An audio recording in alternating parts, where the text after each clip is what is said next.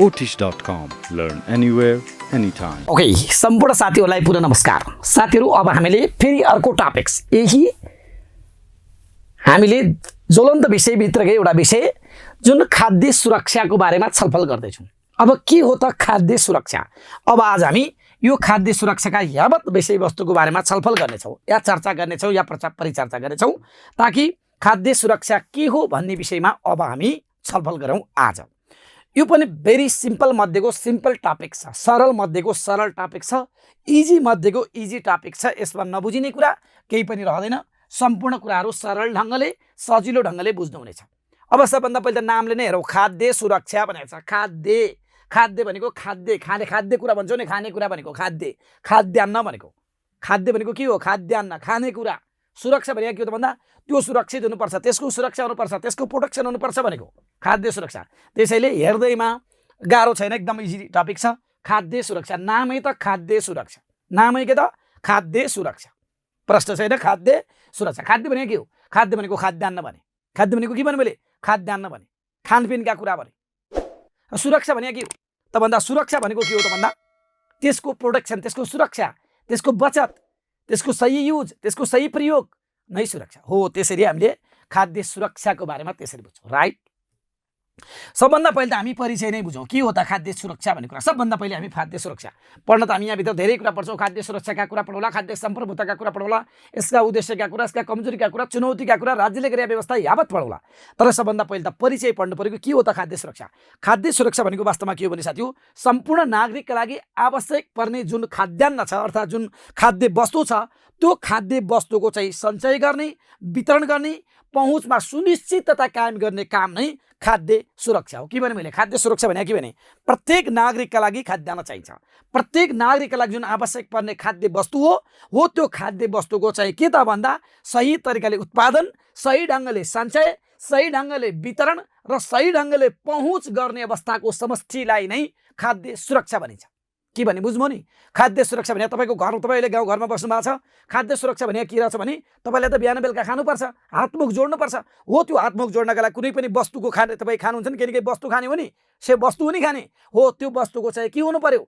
त्यसको चाहिँ उत्पादन, त्यसको चाहिँ सञ्चय, त्यसको चाहिँ वितरण र त्यसको चाहिँ पहुँचमा सुनिश्चितता छ भने त्यही नै हो सुरक्षा भनेको। खाद्य सुरक्षा भने वास्तवमा के रहेछ भने कुनै पनि व्यक्तिको खाना पाउनु पर्ने एउटा नैसर्गिक तथा एउटा प्राकृतिक आवश्यकताको सहज सम्बोधन भएको अवस्थालाई नै हामी खाद्य सुरक्षाका नामले चिन्छौँ। यो खाद्य सुरक्षा भनेको एक ज्वलन्त विषय हो, एक ज्वलन्त विषय हो, यो जल्दो बल्दो विषय हो। र अर्थात् भनेको चाहिँ स्वस्थ तथा सक्रिय जीवनयापनका लागि हामीलाई चाहिँ विभिन्न किसिमका खानपानको आवश्यकता पर्दछ। त्यो खानपानलाई चाहिँ स्वस्थ खानपान, सुरक्षित खानपान खान पाउनु, प्लस त्यो खाद्यान्नको उचित ढङ्गले उत्पादन गर्नु, उचित ढङ्गले त्यसको भण्डारण गर्नु, उचित ढङ्गले त्यसको वितरण गर्नु, उचित ढङ्गले त्यसको सञ्चय गर्नु, उचित ढङ्गले त्यसको प्रयोग गर्ने कार्यको समष्टिलाई नै हामी के भन्छौँ त भन्दा खाद्य सुरक्षाका नामले चिन्छौँ।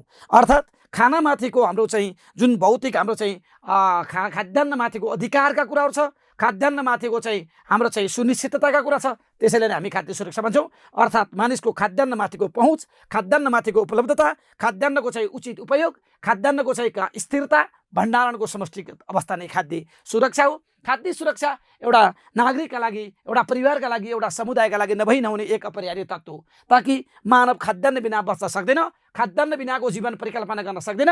त्यसैले खाद्यान्नको चाहिँ उचित व्यवस्थापन हुनुपर्दछ भन्ने मान्यता नै खाद्य सुरक्षा हो।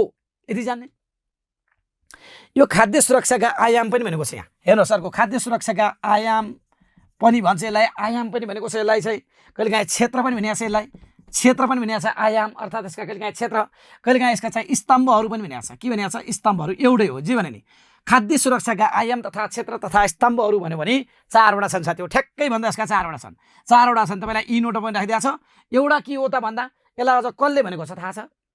FAO ले भनेको खास भनेको चाहिँ यो वास्तवमा चाहिँ खाद्य सुरक्षाका चाहिँ प्रमुख चारवटा स्तम्भहरू, चारवटा आयामहरू रहनेछन् भनेर चाहिँ खास कसले भनेको छ भने वर्ल्ड फुड प्रोग्रामले, WFP भनेको WFP ले यसलाई चाहिँ के भनेको छ भने चारवटा स्तम्भहरू छन् भनेर चाहिँ एउटा के भनेको छ भने उसले चाहिँ सजिलो ढङ्गले चाहिँ तपाईँलाई जान्नका लागि सबभन्दा पहिले चाहिँ हुनु पर्यो के सबभन्दा पहिले चारवटा आधार स्तम्भ चाहिँ एउटा आधार स्तम्भ उसले चाहिँ के भनेको छ भने पहुँच हुनु पर्यो भन्छ। के हो पहुँच? उपयोग हुनुपर्छ भन्छ, उपलब्धता हुनुपर्छ भन्छ। भने के हो यो थाहा छ? म तपाईँलाई बुझाउँछु।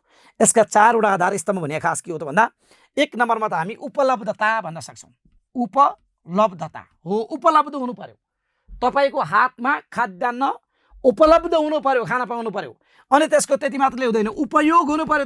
त्यसको उचित उपयोग। उपलब्ध भएर मात्र भएन, उपलब्ध भएको छ दिएदा त्यता फालेर हुँदैन, उपयोग हुनु पर्यो। र अनि स्थिरता पनि हुनु पर्यो। स्थिरता भने थाहा छ? स्थिरता भने आज पाउने भोलि नपाउने होइन, सधैँ स्थिर तरिकाले हुनु पर्यो। र अर्को चाहिँ तपाईँको पहुँच हुनु पर्यो, सबैकोमा पहुँच हुनु पर्यो। हो, यसलाई यी 4वटै कुरालाई हामी के भन्छौँ त भन्दा खाद्य सुरक्षाका आयाम, खाद्य सुरक्षाका क्षेत्र, खाद्य सुरक्षाका स्तम्भहरू भनेर चाहिँ हामीले यी 4वटा कुराहरूलाई भन्छौँ। जस्तो के भने 1 नम्बरमा खाद्यको उपलब्धता भने। उपलब्धता भने के हो? उपलब्धता भने के हो त भन्दा कुनै पनि देशमा खाद्य पदार्थको उत्पादन हुनुपर्छ, सुरक्षित भण्डारण हुनुपर्छ, त्यसको सही वितरण हुनुपर्दछ भन्ने मान्यता यो चाहिँ उपलब्धताले बुझाउँछ। सबै नागरिकको उपलब्धतामा खाद्यान्न हुनुपर्छ। कोही पनि खाद्य उपलब्धताबाट टाढा हुँदैन। खाद्य सबैको पहुँचमा हुनुपर्छ, सबैको एक्सेसमा हुनुपर्दछ भन्ने मान्यता भयो। अनि अर्को चाहिँ हामीले के भनौँ त भन्दा त्यसपछि आएर हामीले चाहिँ पहुँचका कुराहरू पनि भन्न सक्छौँ। पहुँचका कुरा भने के हो त भन्दा उपलब्ध मात्र भएर भएन, सबैको पहुँचमा हुनुपर्छ, सबैको हातमा जानुपर्छ, सबैको ग्यास बल्नुपर्छ, सबैको किचनमा पुग्नुपर्छ। त्यसलाई हामी पहुँचका कुरा गर्छौँ। भने उपयोग भने के हो त भन्दा पुगेर मात्र भएन, त्यसको सही उपयोग हुनुपर्छ, सही युज हुनु पर्यो, सही त्यसको के हुनु पर्यो? सम्वर्धन हुनु पर्यो, सही संरक्षण हुनु पर्यो, सही ढङ्गले चाहिँ प्रयोग हुनु पर्यो भन्ने मान्यता हो। र स्थिरता भने के हो त भन्दा एक दिन पाउने अर्को दिन नपाउने होइन, कन्टिन्युअसली स्थिर तरिकाले यसको स्टेबिलिटी तरिकाले चाहिँ भइराख्नु पर्दछ भन्ने मान्यता नै के हो त? यसका आयाम तथा क्षेत्र। अघि यी कुरा सजिलै बुझ्न सक्नुहुन्छ, यी कुरा परिचयमा पनि जोड्न सक्नुहुन्छ, प्लस यसका आयाम तथा क्षेत्र भनेर छुट्टै पनि लेख्न सक्नुहुन्छ। यी नोट पनि पढ्नुहोस्, पुच्छरमा हामीले यी नोट पनि राखिदिएको छु ताकि त्यो युनिटमा यिनको बारेमा व्याख्या नै मैले गरिदिएको अवस्था छ। यी लेख्न सक्नुहुन्छ। यसलाई हामी पक्ष पनि भन्न सक्छौँ। त्यो अब यो 4वटा मात्र नभइकन पक्ष अरू पनि बनाउन सकिन्छ। यसको उत्पादकत्वका कुराहरू, यसको सञ्चय तथा भण्डारणका कुराहरू, यसको उचित व्यवस्थापनका कुराहरू, यसको सबैको पहुँचका कुराहरू, यसको खाद्यान्नको सही उपयोगका कुराहरू, यसको सही आपूर्तिका कुराहरू, यसको सही वितरणका कुराहरू, सही उपयोगका जति पनि लेख्न सकिन्छ, अरू पनि लेख्न सकिन्छ। तर चाहिँ मेन यी कुरा जान्नु पर्यो। यदि कुरा जानिसकेपछि अब चाहिँ खाद्य सुरक्षाका लागि चाहिँ अब कहाँ केमा व्यवस्था गरिरहेको छ? हाम्रो देशमा केही व्यवस्था कुनैमा गरिरहेको छैन। यसले राज्यले यसका लागि के व्यवस्था गरिरहेको छ? राज्यले गरेका व्यवस्था, राज्यले गरेका व्यवस्था, राज्यले व्यवस्था गरिरहेको छ कि छैन त? खाद्य सुरक्षाका लागि राज्यले के गरेको छ? कहाँ गरेको छ भन्दा यो त प्रश्न सबभन्दा पहिले नेपालको वर्तमान संविधानमा जानुहोस्। नेपालको वर्तमान संविधानको धारा 36मा, नेपालको वर्तमान संविधानको धारा 36मा तपाईँको खाद्य सम्बन्धी हकै राखेको छ। खाद्य सम्बन्धी हक राखेको छ। त्यो 1 नम्बर व्यवस्था त्यही हो। र त्यसै गरी नेपालको संविधानको धारा 51मा जानुहोस्, राज्यका नीतिमा, त्यो राज्यका नीतिमा आधारभूत आवश्यकता सम्बन्धी नीतिमा त्यहाँ तपाईँको खाद्यान्नको दिगो उत्पादन, आपूर्ति, सञ्चय, सुरक्षा र सुलभ तथा प्रभावकारी वितरणको व्यवस्था भनेको छ। त्यो पनि लेख्न सक्नुहुन्छ। र 15औं योजनाले खाद्यान्नलाई चाहिँ खाद्यान्नको बारेमा प्रमुख स्थान दिएर चाहिँ सोच, लक्ष्य, उद्देश्य, रणनीति, प्राथमिकता तथा कार्यक्षेत्र तोकेको छ। र वार्षिक बजेटले खाद्यान्नका लागि कृषि क्षेत्रको विकास र विस्तारका लागि बजेट छुट्याएको छ। यी 4-5वटा कुरा यिनै भए। मैले संविधानमा भएका 2-3टा कुरा प्लस योजनाका कुरा प्लस योजनाका बजेटका कुरा जोडे। नीतिका कुरा जोड्ने हो भने खाद्य अधिकार तथा खाद्य सम्प्रभुता ऐन 2075 हामीसँग छ। उपभोक्ता संरक्षण ऐन 2075 हामीसँग छ। कृषि विकास रणनीति 2072 हामीसँग छ। राष्ट्रिय कृषि नीति 2061 हामीसँग छ। प्रधानमन्त्री कृषि आधुनिकीकरण परियोजना हामीसँग छ। यी नीतिका कुरा हुन्। र संस्थामा जाने हो भने राष्ट्रिय योजना आयोग एउटा एज अ संस्थाको रूपमा काम गर्छ। त्यसै गरी चाहिँ हाम्रो कृषि तथा पशुपक्षी विकास मन्त्रालय यसैका लागि काम गर्छ। सार्क खाद्य ब्याङ्क यसैका लागि काम कारबाही गर्छ संस्था हो। नेपाल खाद्य संस्थान यसैका लागि खाद्यान्न काम गर्ने संस्था हो। कृषि तथा पशु सेवा विभाग यसैका लागि काम गर्ने हो। गरिबी निवारण कोष यसैका लागि काम गर्ने हो। उद्योग वाणिज्य तथा आपूर्ति मन्त्रालय यसैका लागि काम गर्ने संस्था हो। प्रादेशिक तथा स्थानीय सरकारहरू यसैका लागि काम गर्ने संस्था हुन्। त्यो संस्थामा राख्न सक्छौँ भने कार्यक्रममा के लेख्न सक्छौँ भने कार्यक्रममा चाहिँ विश्व खाद्य कार्यक्रमका कुराहरू छ हामीसँग। विद्यालय दिवा खाजा कार्यक्रमका कुरा छ हामीसँग। कृषि तथा खाद्य सुरक्षा परियोजना कार्यक्रम छ हामीसँग। शिक्षाका लागि खाद्यान्न कार्यक्रमका कुरा छ। शिक्षाका लागि खाद्यान्न कार्यक्रम। सुनौला 1000 दिन कार्यक्रमका कुरा छ हामीसँग। सुआहारा कार्यक्रमका कुरा छ हामीसँग। होइन, धेरै छन् नि। हो, यी के हुन् त भन्दा यी राज्यले गरेका के हुन् त भन्दा व्यवस्था भन्यो भने राज्यले गरेका व्यवस्था चाहिँ नीतिगत संस्थागत कार्यक्रमगतमा। नीतिगतमा संविधान, ऐन, नियम, कानुन, योजना, बजेट, संस्थामा कार्यालयहरू प्लस कार्यक्रममा के कार्यक्रम गरिरहेको छ। राइट। अब नेपालमा अब खाद्य सुरक्षाको उद्देश्य के हो त? उद्देश्य जाने भने हामी 11वटा प्रश्न जान्छौँ नि। यो त थाहा छ नि। खाद्य सुरक्षाका उद्देश्य लेख भने के लेख्ने हो? के हो त खाद्य सुरक्षाका उपाय? उद्देश्य के हो त? किन चाहिन्छ खाद्य सुरक्षा? खाद्य सुरक्षा नभए के हुन्छ? खाद्य सुरक्षा नभयो भने त कामै छैन। खाद्य सुरक्षाको उद्देश्य त भनिसाध्य, गनिसाध्य, लेखिसाध्य छँदै जति पनि लेख्न सकिन्छ। खाद्य सुरक्षाको उद्देश्य लेखा भन्दा खै भन्नुपर्ने कुरा छ? खाद्य सुरक्षाका उद्देश्य लेखा भन्दा खै भन्नुपर्ने थाहा छैन भन्नुपर्ने कुरा हुनसक्छ? खाद्य सुरक्षा त उद्देश्य छन्। के हो त यसको उद्देश्य त भन्दा स्वस्थ समाज निर्माण गर्नु, स्वस्थ परिवार निर्माण गर्नु, स्वस्थ राष्ट्र निर्माण गर्नु, यही न?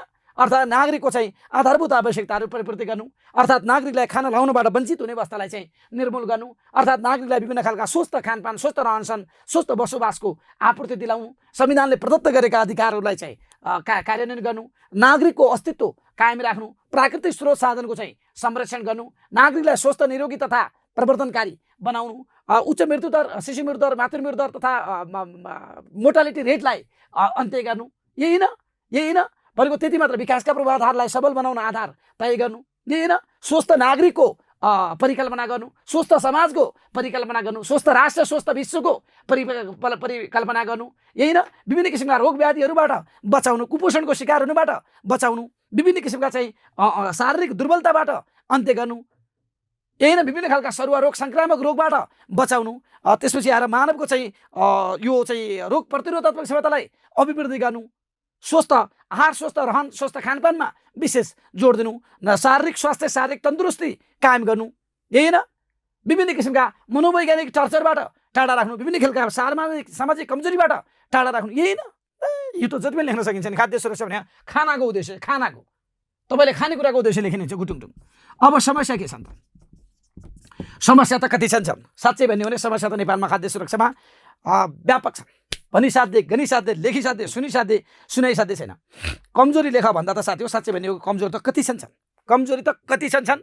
कमजोरी त भनिसाध्य, गनिसाध्य, लेखिसाध्य, सुनिसाध्य, सुनाइसाध्य छन्। कमजोरीको चाङ छ, धेरै छन् कमजोरी। के कमजोरी छन् त भन्दा कमजोरी त मैले तपाईँलाई सिकाएको छु नि। जे हुनुपर्ने हो त्यो नहुनु, जे नहुनुपर्ने हो त्यो हुनु, उद्देश्यलाई उल्ट्याउने, गुणलाई उल्ट्याउने, अर्थात् नीति, संस्था, व्यक्ति, प्रक्रिया, स्रोत साधन लेखे पनि हुन्छ। अब यसका कमजोरी तपाईँले यी नोटमा हेर्नुहुन्छ भने त्यहाँ मैले 30-40वटा कमजोरी राखिदिएको छु। पढ्ने मानेको त विकास गर्नु पर्यो नि।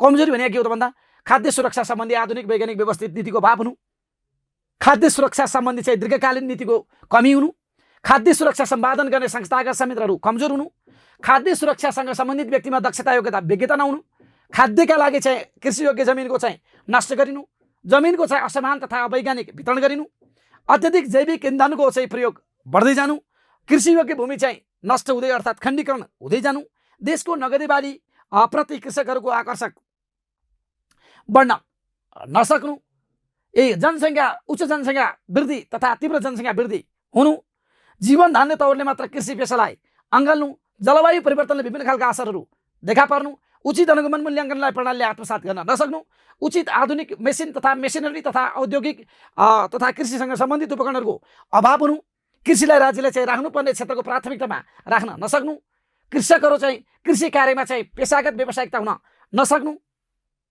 उचित तौरले खाद्यान्नको उपयोग सदुपयोग गर्न नसक्नु, यही नै कमजोरी। त कति लेख्ने हो? उत्पादन तथा उत्पादकत्व घट्नु, गुणस्तरीय खाद्य उत्पादनतिर ध्यान केन्द्रित गर्न नसक्नु, यही न?